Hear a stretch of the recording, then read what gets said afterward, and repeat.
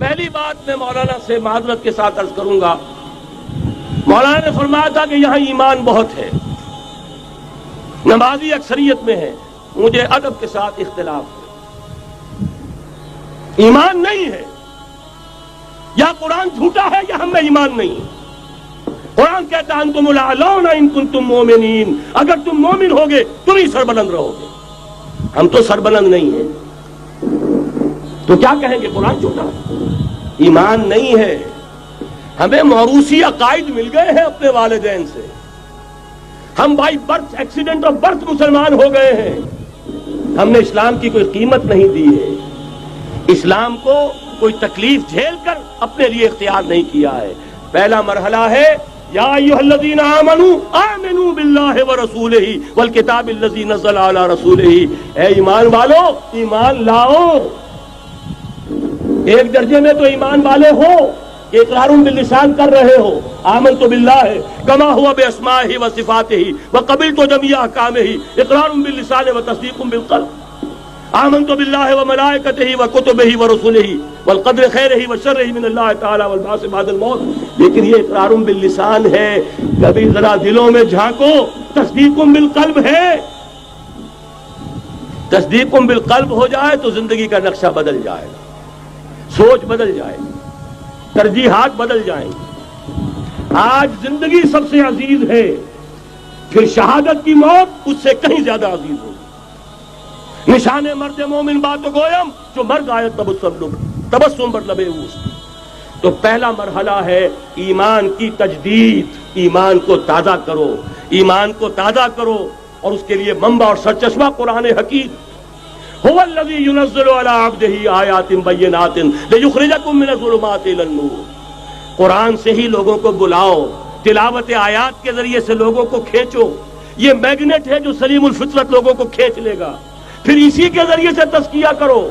یا ایھا الناس قد جاءتکم موعظۃ من ربکم وشفاء لما فی الصدور، تمہارے سینوں کے اندر جو روگ ہیں ان کا علاج بھی یہی قرآن ہے، پھر اسی کی تعلیم دو۔ یتلو علیہم آیاتہ ویزکیہم ویعلمہم الکتاب والحکمہ، یہ پہلا مرحلہ۔ دوسرا مرحلہ جو ایمان اپنا تازہ کر لیں، شعوری طور پر اللہ، آخرت، رسالت، قرآن، محمد الرسول اللہ کی ختم نبوت، اس پر ایمان لے آئیں شعوری طور پر، تجدید ایمان۔ نوٹ کر لیجئے سورہ نساء کی وہ آیت، یا ایھا الذین آمنوا آمنوا باللہ ورسولہ، ایمان لاؤ، اے ایمان والو ایمان لاؤ۔ جو لوگ یہ مرحلہ طے کر لیں وہ بنیان مرصوص بنے بیعت کی بنیاد پر۔ لیکن بیعت کون سی؟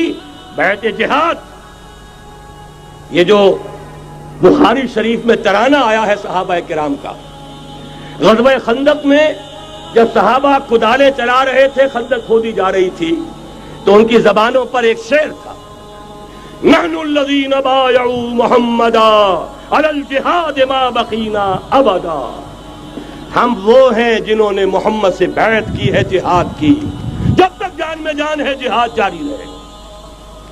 یہ جہاد کی بیعت۔ سید احمد بریلوی رحمۃ اللہ علیہ نے پہلے بیعت لی تھی بیعت ارشاد، پھر بیعت لی بیعت جہاد، اور اسے کہا یہ سلسلہ محمدی ہے۔ سلسلہ چشتیہ میں بیعت ہو گئی، سلسلہ سہروردیہ میں ہو گئی، سلسلہ نقشبندیہ میں ہو گئی، سلسلہ قادریہ میں ہو گئی، اب آؤ بھائی سلسلہ محمدیہ میں بیعت کرو، اور سلسلہ محمدیہ جہاد کی بیعت ہے۔ نحن الذین بایعوا محمدا علی الجہاد ما بقینا ابدا۔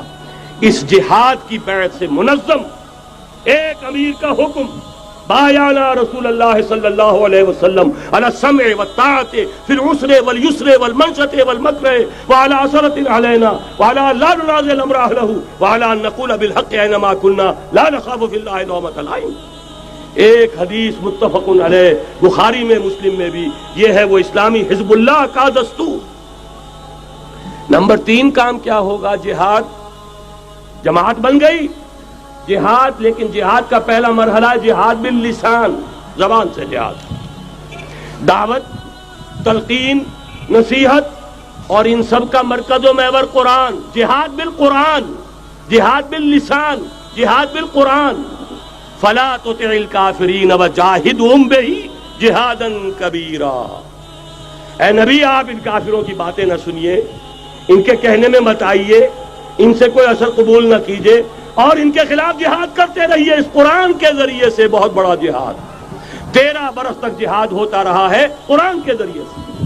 لیکن اس کے بعد اب مکے میں آ کر، جب اللہ نے مدینے میں آ کر موقع عطا فرما دیا، جب وہاں پر آ کر ایک بیس عطا کر دیا، اب وہاں سے جہاد بالسیف، جہاد بالید کا آغاز ہوا۔ اب طاقت کے ساتھ، قوت کے ساتھ، ہاتھ کے ساتھ جہاد شروع ہوا۔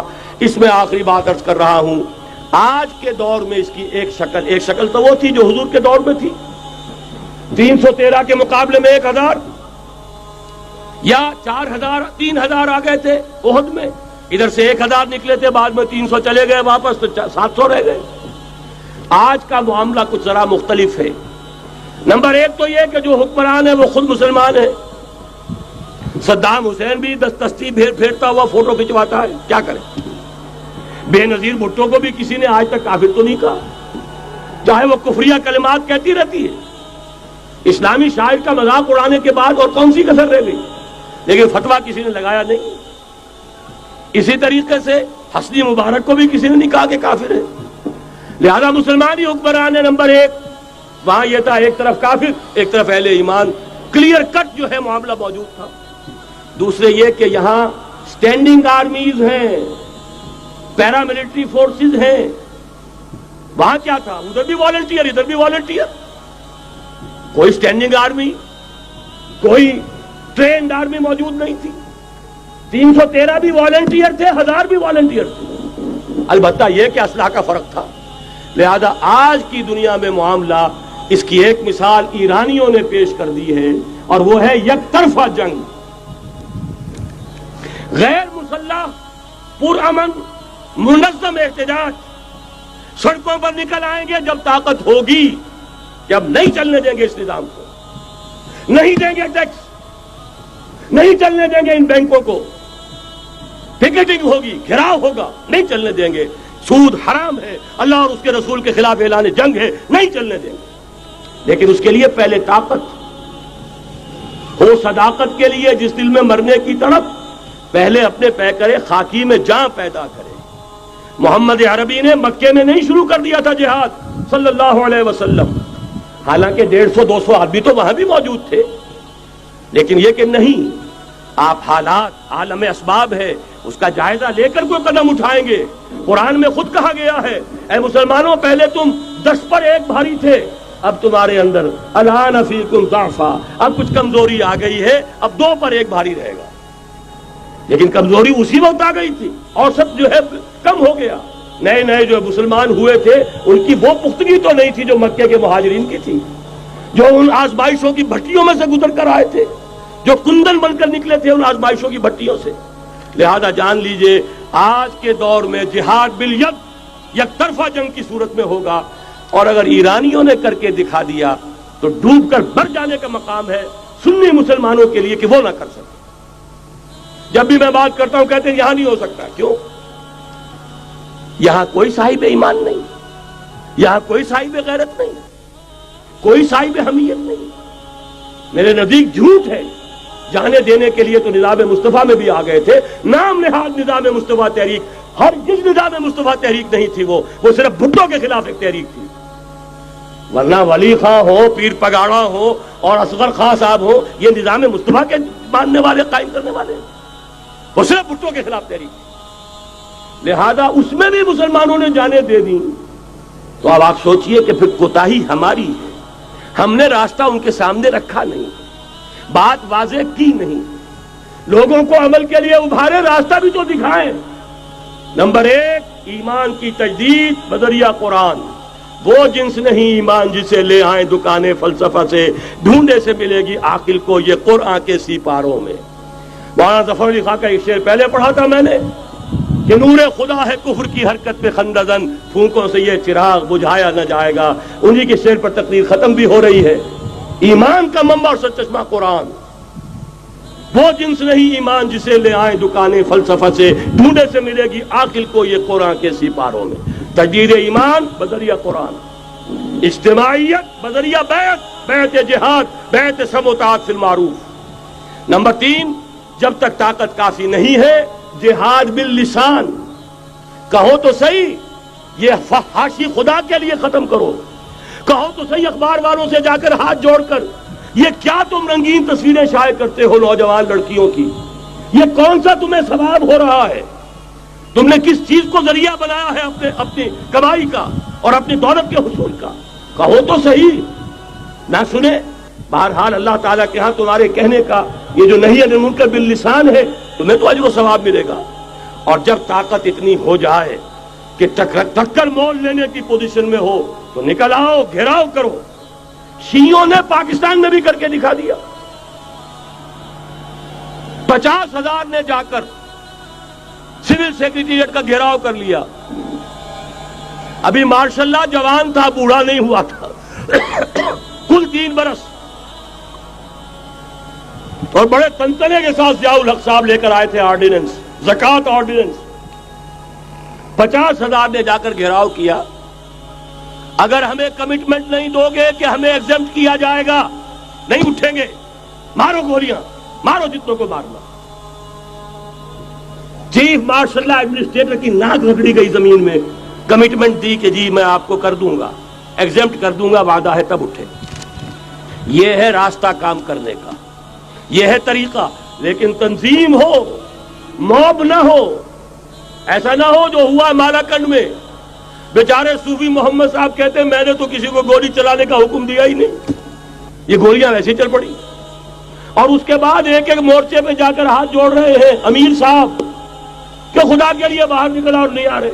یہ نہیں، سمع و اطاعت فی المعروف، جو حکم دیا جائے، حکم ہو حرکت کرنے کا تو حرکت کرے، اور حکم ہو رک جانے کا تو رک جائے۔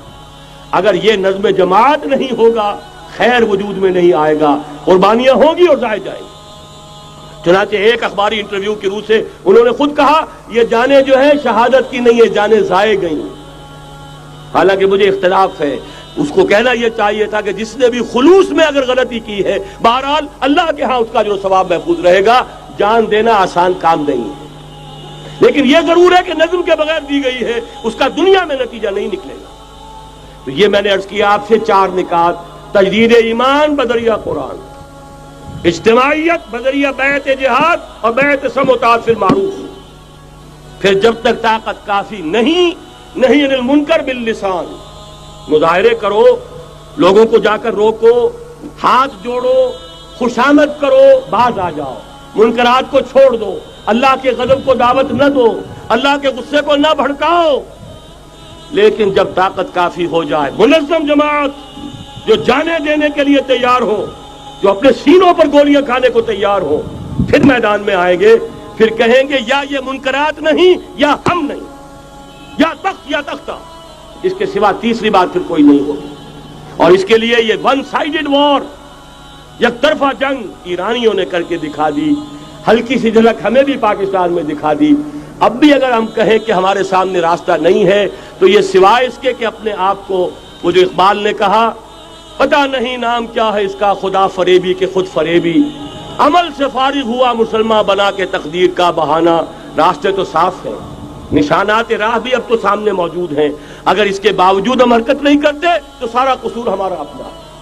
جو باتیں میں نے عرض کی ہیں، اب ظاہر بات ہے ایک تقریر میں میں نے بہت سا مواد جمع کیا ہے، میری کتابیں ہیں، میرے کیسٹس ہیں، ان سب کا جو ہے اب جس کے بھی دل میں کوئی جذبہ ابھرا ہے، اس جذبے کو بہت قیمتی سمجھیے، جس کے بارے میں اقبال کا ایک خوبصورت شعر ہے: آرزو اول تو پیدا ہو نہیں سکتی کہیں، اور ہو جائے تو مر جاتی ہے یا رہتی ہے خام۔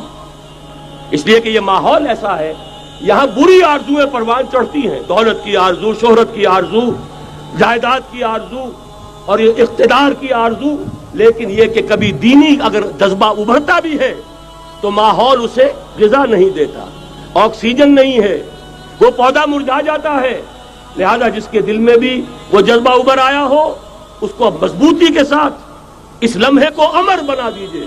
ہندی میں الف لگانے سے برعکس ہو جاتا، مر امر، تل اٹل، امر بنا دے اس کو، یہ ہمیشہ کا ہو جائے۔ کہ اب اس پر عمل کا آغاز ہوگا، اور عمل کے آغاز کے لیے مزید اگر آپ کو سمجھنے کی ضرورت ہے، جیسا میں نے عرض کیا ہے، کیسٹ سے کتابیں ہیں، ہمارے دفاتر ہیں، یہاں قریب آپ کے جو ہے وہ دفتر موجود ہے، وہاں سے لیجئے، عاریتاً لیجئے، خریدیے، پڑھیے، گفتگو کرنی ہو، میں اسی شہر لاہور میں رہتا ہوں، آئیے، بات کیجئے، سمجھیے، سمجھائیے، لیکن یہ کہ ایک عزم تو کر کے اٹھیے۔ وہ عزم کیا ہے؟ قل ان صلاتي ونسكي ومحياي ومماتي لله رب العالمين لا شريك له وبذلك امرت وانا اول المسلمين اقول قولي هذا واستغفر الله لي ولكم ولسائر المسلمين والمسلمات۔ دلیل کیا مجھ سے مانگتے ہو، نبی کی امت کا حال دیکھو۔ دلیل کیا مجھ سے مانگتے ہو، نبی کی امت کا حال دیکھو۔ قدم گھروں سے نکالنے کا، قدم گھروں سے نکالنے کا جواز تم